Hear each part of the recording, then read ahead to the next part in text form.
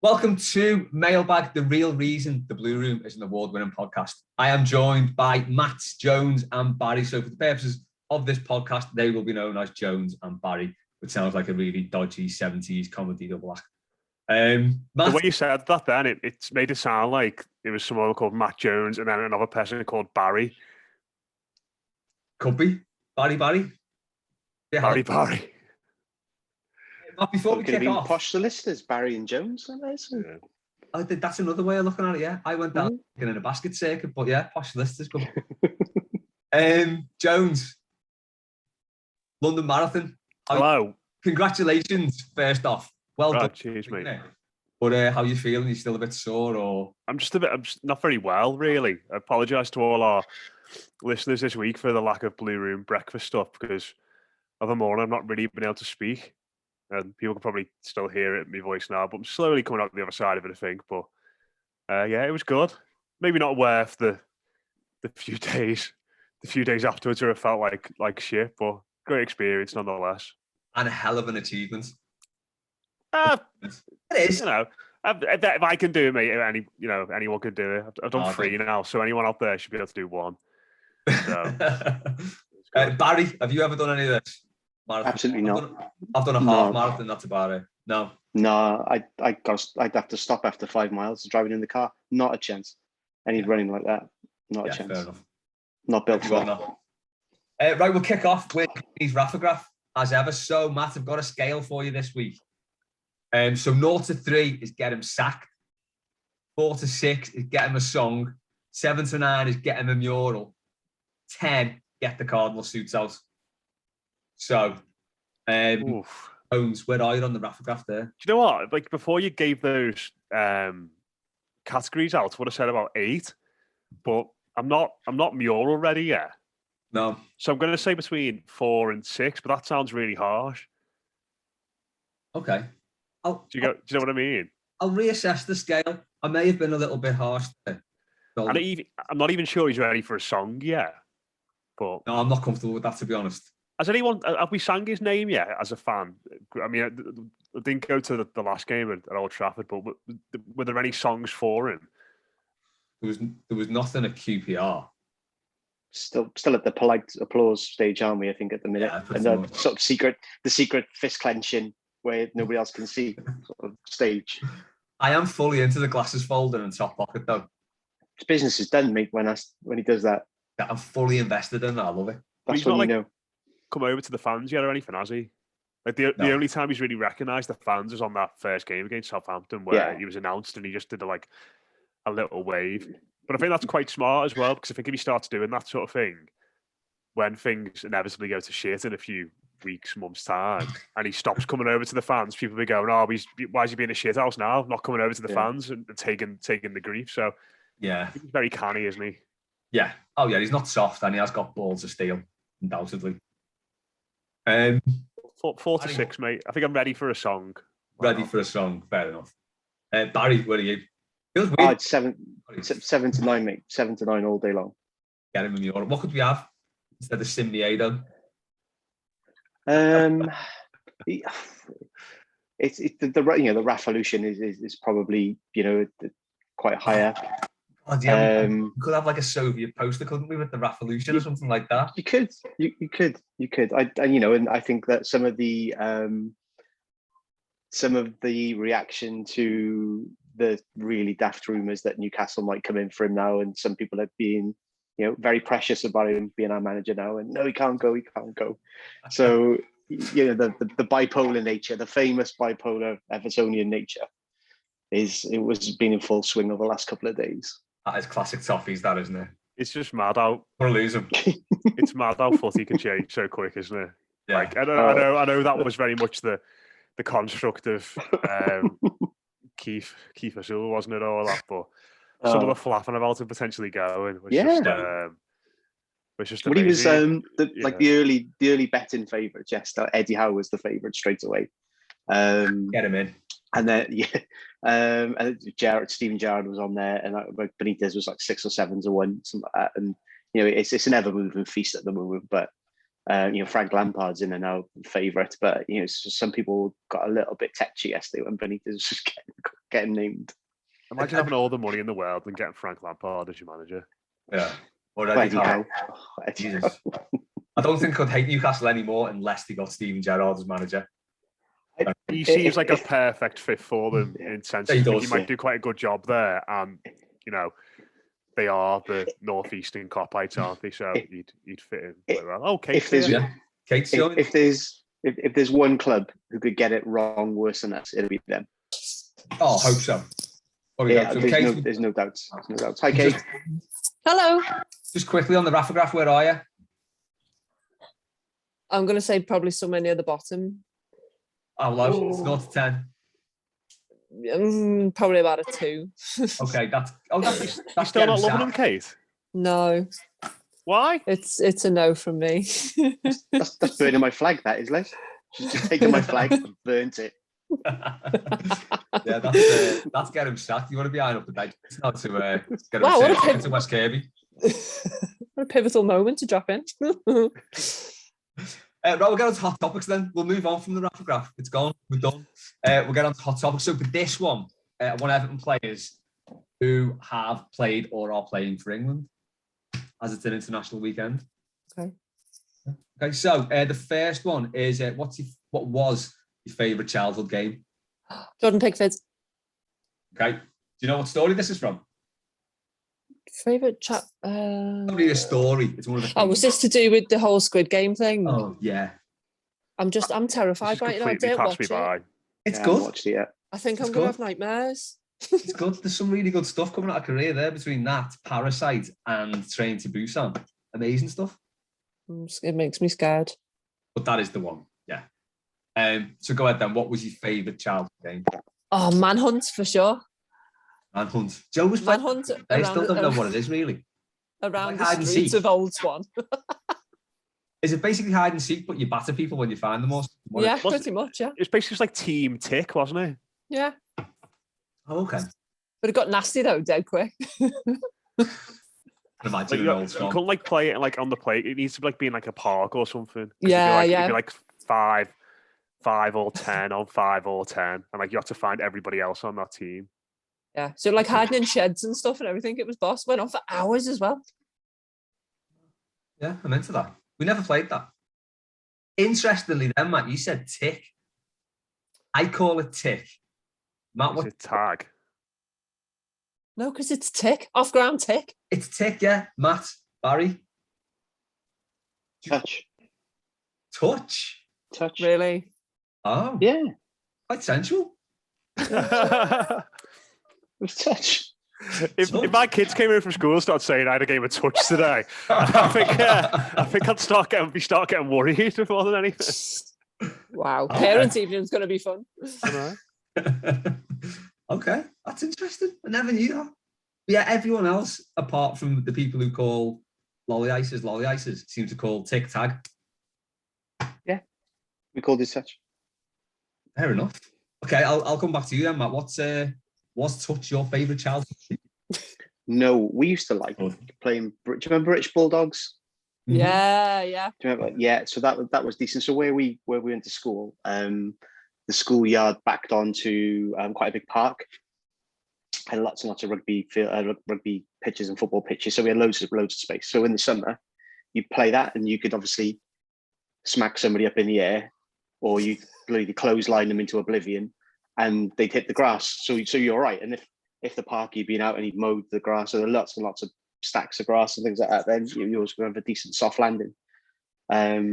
So that was a good game when we were kids, and it was always sort of semi-safe until you got to the standard fours, and then they would hit shit out of you because it was just a game miss. And as you're there concussed on the floor, one leg's one way, the other leg's the other way. Somebody's nicked your fucking trainers because they're decent. So what it was like, and somebody'd have the tag off your bag. I mean, Catholic schools. Games inevitably turn brutal, don't they? Yeah, with the Catholic schools when you were a kid, touch, obviously. No, this is all it was. That's British Bulldogs was class. Yeah, I think that was always banned in our school. Brutal. Yeah. Always banned that, and then if anyone put a window through with a footy, you have to play like a tennis ball for 2 weeks. That's the worst thing ever in the world. Jones, favourite childhood game? I initially thought this was like about board games, and my head went to Mousetrap because it was just very satisfying when the whole thing went all the way through and you caught the mouse. But think about what we used to do in school. We used to knock each other's books out of people's hands, and so we used to assign like a book. Used to call it the book champion. This is so sad thinking about. So you used to assign someone as the book champion, and if you knock the book champion's books out of their hands completely, then you would overtake them as the book champion, and you'd have to keep hold of your books for the rest of the day to retain the title. I've never heard of that before. Oh, Did you go to school with the in-betweeners, Matt? It's not a thing. It's just something we used to do. I think off the top of my head. So like people used to like just carry the books around, like just pressed against the chest like that, so no one could knock them out the hands. But yeah, I wasn't a very cool kid in school, as you could probably tell. It is one of them though, isn't it? It becomes the most serious thing in the world. Like in our school, you had the thing like if you carried your bag on your shoulder, the teachers would give you a stick and say, get your bag off your shoulder. But the prefects would just whack your bag off your shoulder. So you'd be dead conscious of it. Still do it. How are you meant to carry your bag, if not on your shoulder? I think you've had to use like the strap across the body because we all had holdalls then, didn't we? Like, fit lads in sixth form with holdalls. Yes. Did you have the massive head body bag one? Yes. With the bit that zipped off with the the end. triangle. Yeah. It's the only way you can carry that. Did we all see that video that went viral this week of the school in America where they banned backpacks? No. So they all started bringing their the gear in all these mad receptacles. So like a wheelie bin, one of them had like a trolley, like all sorts. Like someone had a cage with all the books in and stuff like that. Like there was a motorized M&M at one point. Oh god, it was amazing. Yeah. Schools love just irrationally banning things, don't they? I know, it's so weird. Such aggressive compliance. It was beautiful. Yeah, well, Jay's school and Joe's, I see kids walking to school in the pissing down rain with no coat because their school imposed the rule that you've got to buy a school coat. This was like an anti-poverty shaming thing because kids were going in like £1,000 Canada Goose coats and stupid Moncler stuff like that. But they went the other way completely, said, right, you've all got to buy a school coat, and literally no one bought them. All the kids rebelled. Parents were like, no, we're not doing it. So they've held it up though. And for about 3 years now, kids have been going to school with no coats. You check the bags and everything in case they smuggle coats in. It's weird. It's so strange. Bizarre. Yeah. What's this squid program about then? Because I've seen it on Netflix and it looks like loads of people in tracksuits having a chat with some people in fencing gear, pink fencing gear. Basically, yeah. And then they die. It's a bit like Battle Royale or the Hunger Games, that kind of thing. Okay. Yeah, Flint said it's a bit of a mad Takeshi's Castle type thing. Yes, it's a sort of Takeshi's Castle with more jeopardy because you die. So. Okay. I'm assuming this is not a real program. This is like a series. I don't think so. It's got one season and I think there's about 9 or 10 episodes. Where does the squid come into it? No, that's just the game they used to play. It was called the Squid Game. Okay, right.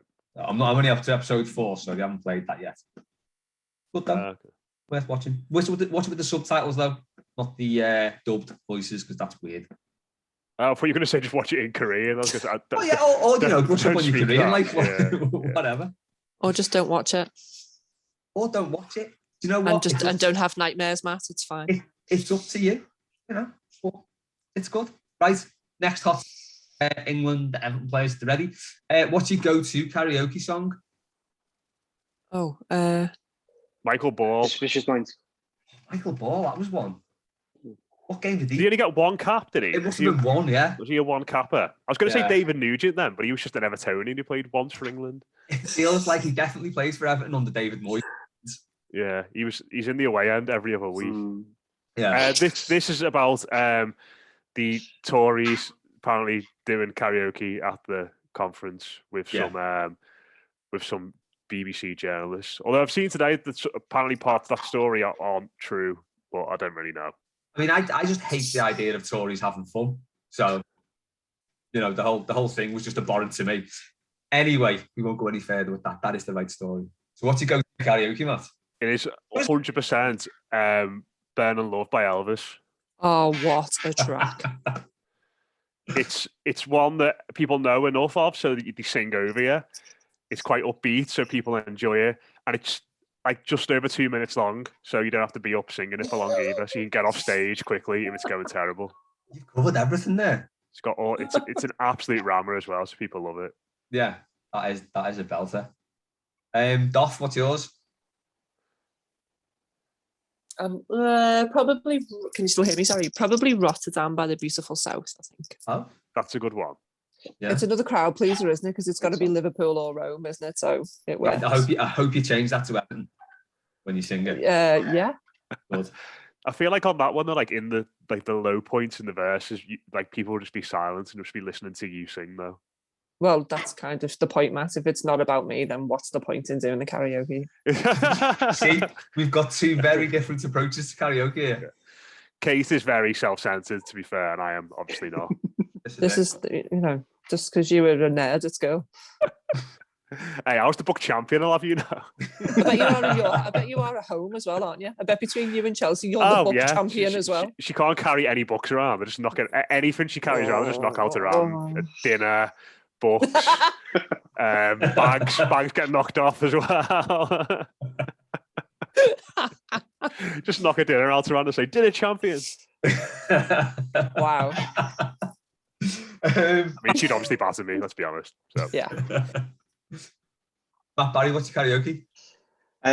Suspicious Minds is usually my go-to after I've had a couple of drinks, because it's quite in a low key, so you can almost sort of talk your way through it if you're that pissed already. Where if you're sort of merrily pissed, you can still try and sing it, but when you're absolutely battered, then you can almost talk your way through it, which isn't too bad.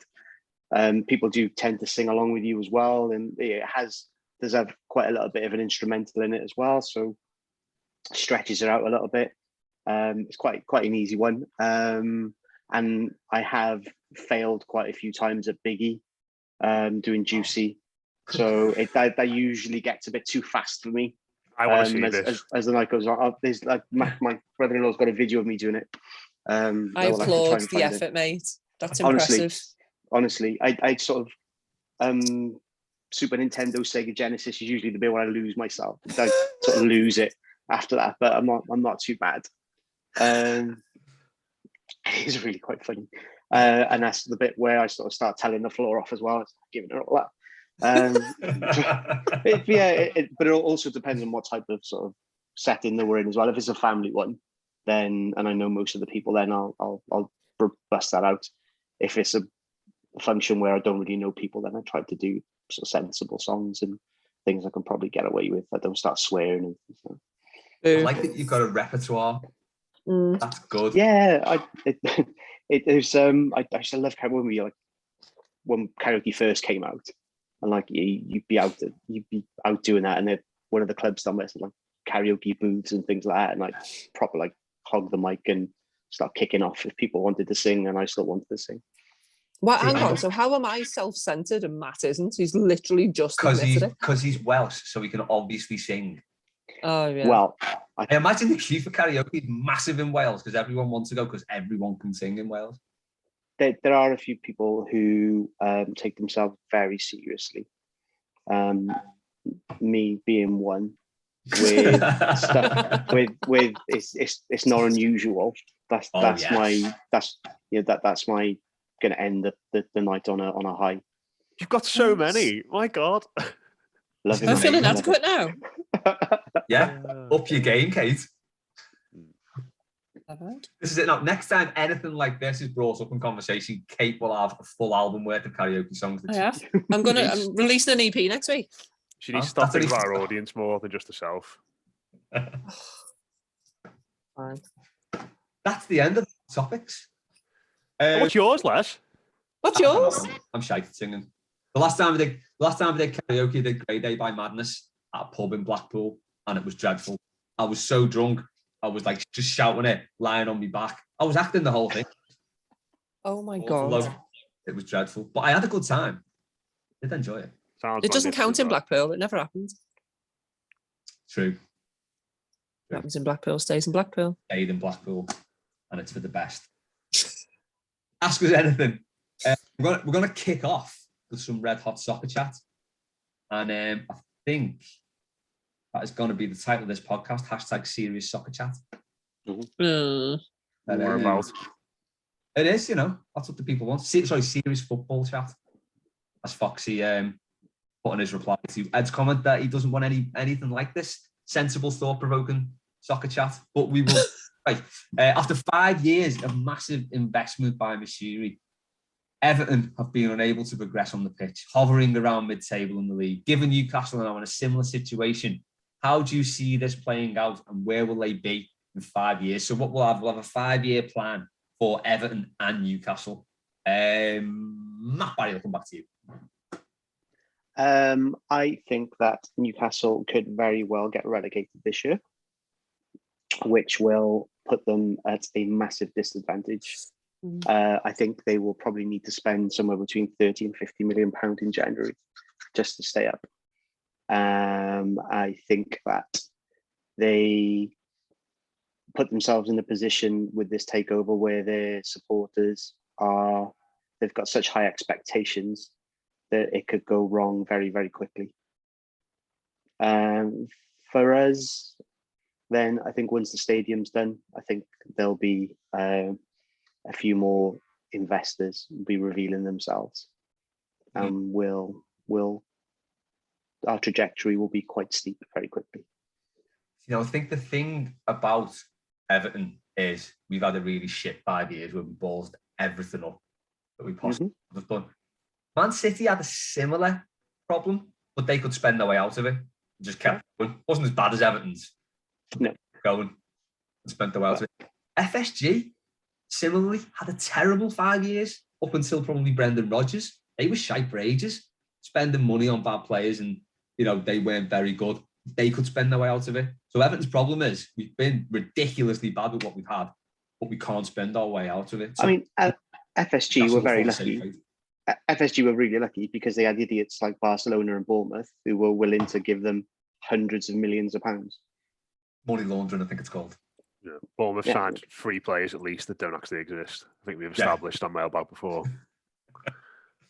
Also, just going back to the Jones and Barry solicitors, Bournemouth team, if you probably put most of Bournemouth's players, just 2 players, pick random 2 players, put the surnames together, they'll also sound like solicitors. Just any 2. It's what, like Sermon Cook? Yeah, anything. Or Francis Solanke? Yeah, there you go, Francis Solanke. Yeah. Francis Solanke, family lawyers. Kenyan marathon runner.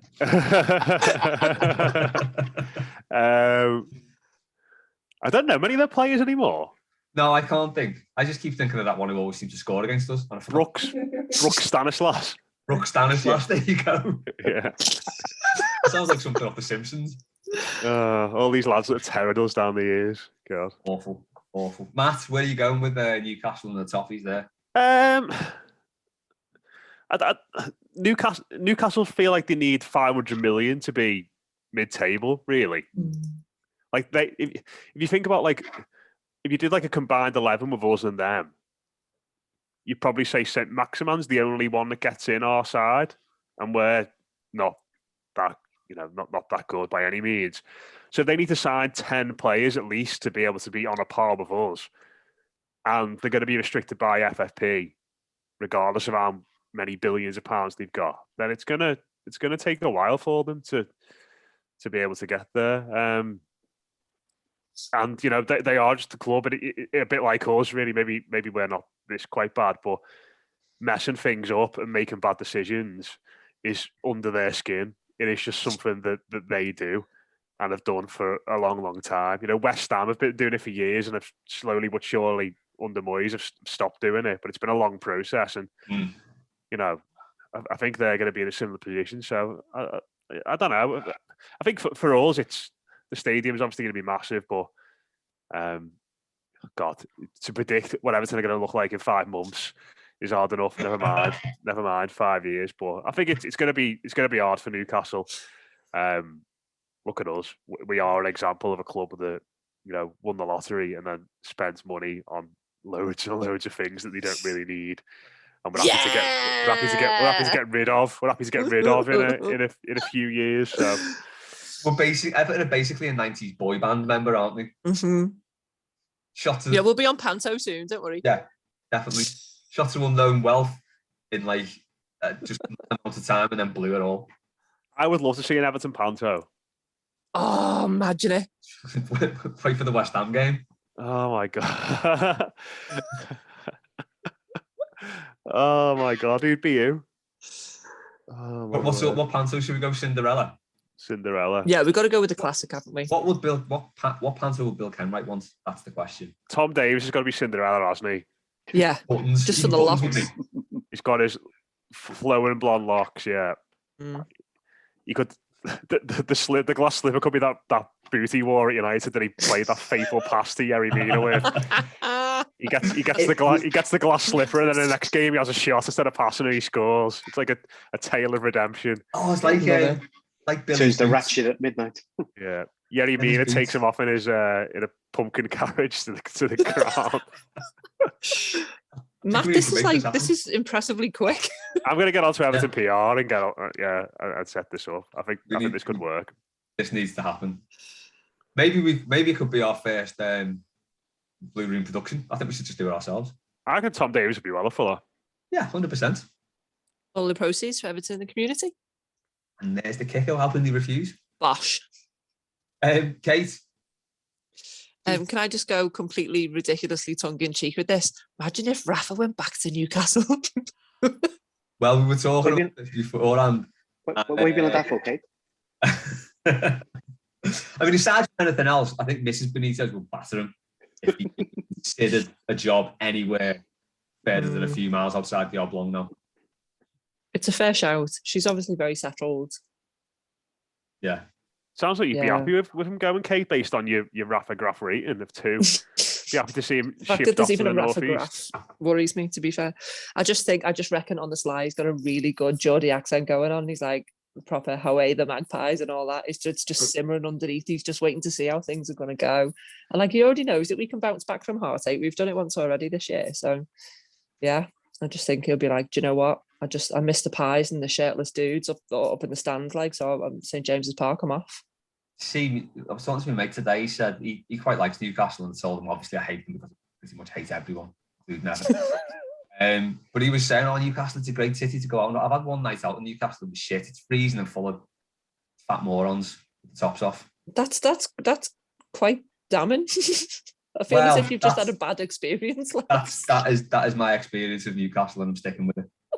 If you said the fat morons who punched horses, Les, I mean, that would be going too far. Well, yeah. Listen, but all of that said, you cannot deny the fact that I think, oh my God, please don't at me.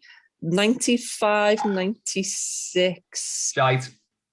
Oh my God, the away shirt was absolutely sensational. The whole kit was. Was that the rugby shirt one? Yeah. Grandad collar. And the cream shorts and socks. Was it 95, 96? It was around then. Ginola's first season, wasn't it? Yeah. Yes, another reason. All I remember is we were shit at the time, so it was probably then. Well, yeah.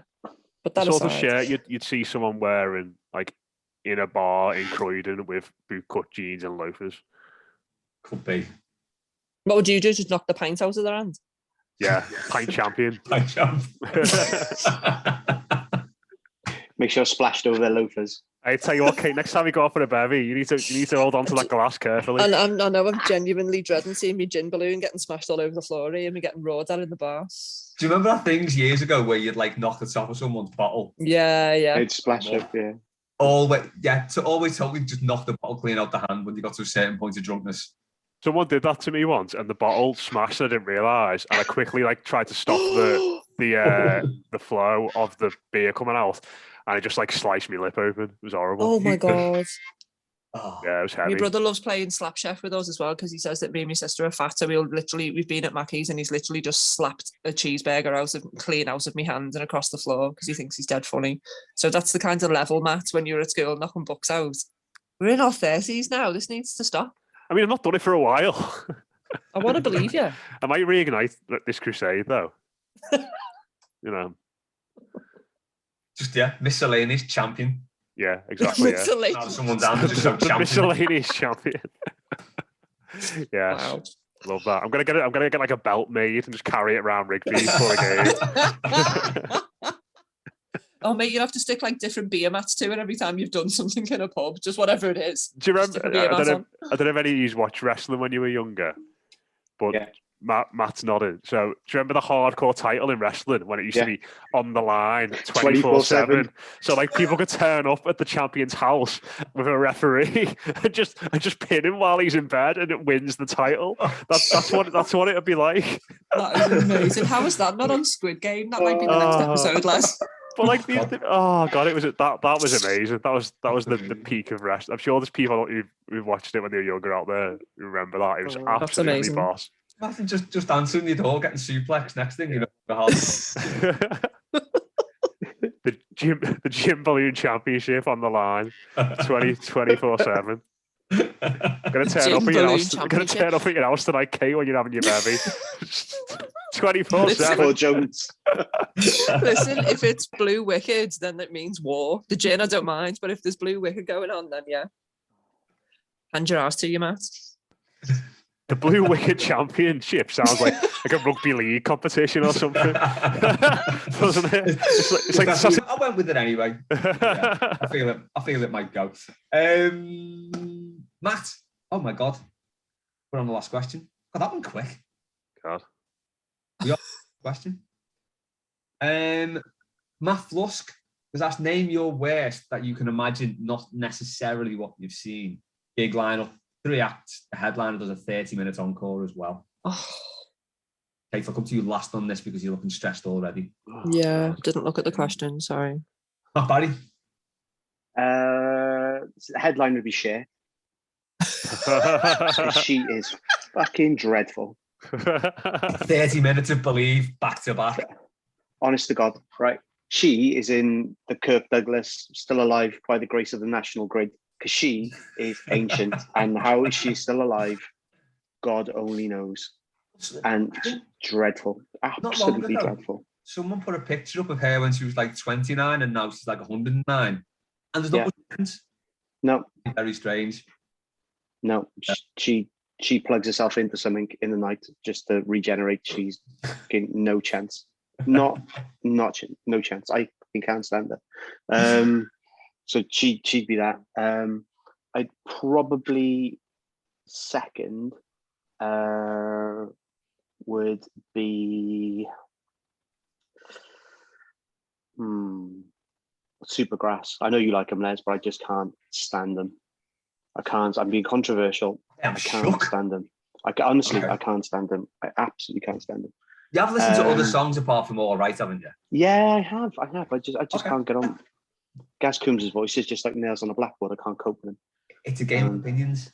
No, it is. That's about it, really. I'm usually quite eclectic, but it's just those two. In any situation, I can't have at all. Got one more? Any just mildly dislike song? The Spice Girls. Fucking hate them as well. Okay, might take exception to that. Oh, sorry, Kate. Oh God. Jones. Am I on mute? Wait there. No, I'm not. No, you're there. So yeah, Cher is a great shout, to be fair.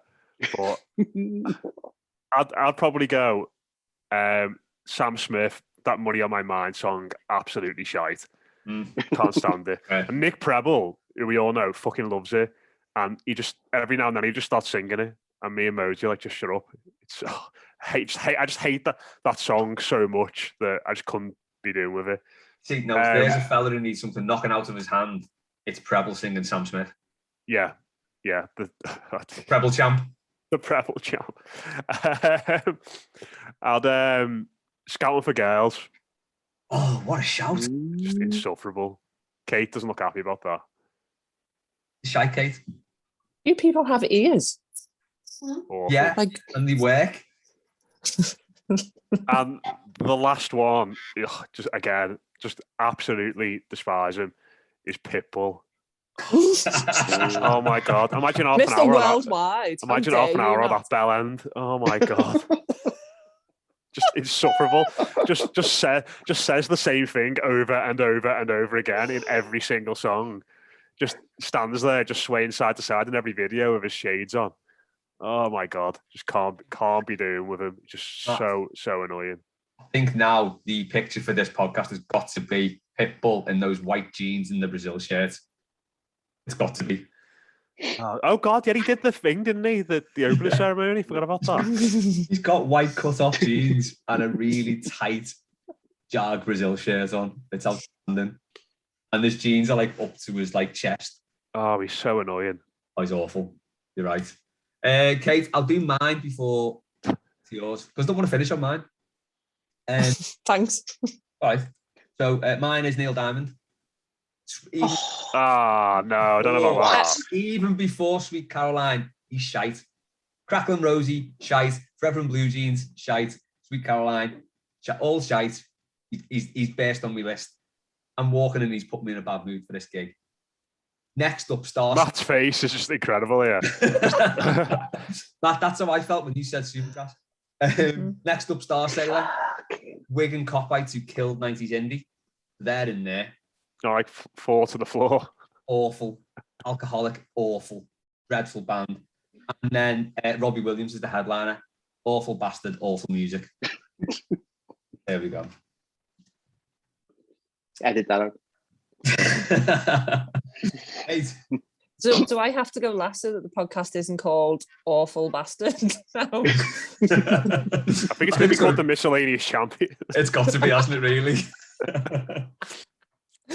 Miscellaneous Champion. I can only think of 2. I've even just been asking Arelli, who do I hate? Who do I like skip on when we stick Alexa on a Friday night? First up, I'm going to say Jess Glynn, because it's not necessarily even the music. It's just because she was really rude when I actually met her. So it's like, you're binned off then, not listening to anything you've ever recorded, whether it's on a John Lewis app or not. App ad even. Where did you meet her? Oh my God, I'm so sorry. Go hear me off. Fusion. Ugh.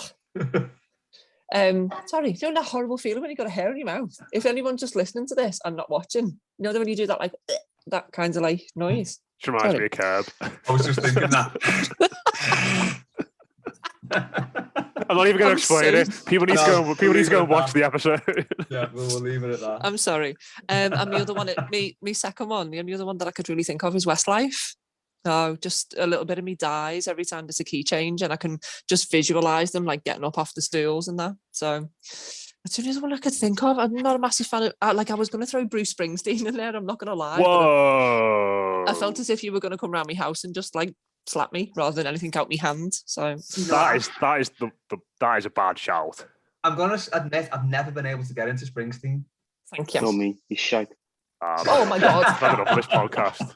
Freeze frame. Matt Barry just agreed with me on That's something. it. High fiving. I'll take these back for the Spice Girls then. Okay. You need to watch your glasses and books, you two. I'm telling you now. She says putting the lid on really tight on my bottle there. Doesn't matter if the lid's on, Kate. If it's out your hand, I'm taking your I could title. still drink it, you blood. I'm taking your title. My God, this is actually going to be carnage if we ever go out, isn't it? We'll be out when RV comes over, and it'll be exactly. I mean, I'm not actually going to knock Kate's drink out of her hand. Yeah, if you did, like, he's saying that now. Wait until he's a false sense of security. He will. Yeah. When he's drunk enough, he will. Wicked Jones. No, I wouldn't. So I'm actually doing this. Let's just clarify. Come out at the end of the night. Go do a big wink at the camera. Bang. So there you go. I'm throwing Springsteen in. Are you throwing Spring? Is he your headliner? Westlife is my headliner. Minutes, he's already done 2.5 hours before that 30 minutes. Exactly. He's the Ken Dodd of like American pop rock, isn't he? How? Because he goes on forever. Oh, okay. Well, Ken Dodd, he's dead, isn't he? Though? Well, yeah. Well, oh, really? Really? Sorry. Yeah, but I want to meant one. From your part of the imaginary part of the world, isn't he as well, Kate? He is. He is. There's lovely late wife Anne lives around corner. Yeah, Notty Ash doesn't exist. In Notty Ash. I'm not sure that exists either. No, you're just angling for an invite so you can come and slash stuff around my house. It's not happening, Matt. It sounds like a Narnia suburb. Just come back from the I had me lanyard on from the Jambutti mines and everything. Hard day. With you? Butty mines. To be fair, I just look like I've been eating them for quite some time. And on that bombshell, we will call time on Mailbag. Thanks to Matt, Jones, and Barry. If you've got any legal needs, give them a call. They're really good. And thanks to the director of football, Kate James Riley. Riley James, KJR.